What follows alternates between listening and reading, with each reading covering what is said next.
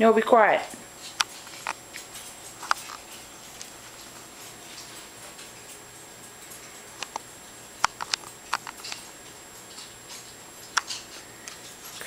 Jazzy, what is that?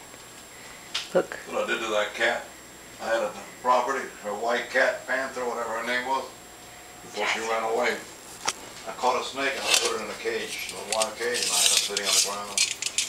And she's standing like this, looking at, everything in her body was tense, you know what I'm saying? And I looked at my ground, I saw a piece of rubber hose about this size. And I picked up the rubber hose and I threw it, and the rubber hose next to her, and she went freaking near her.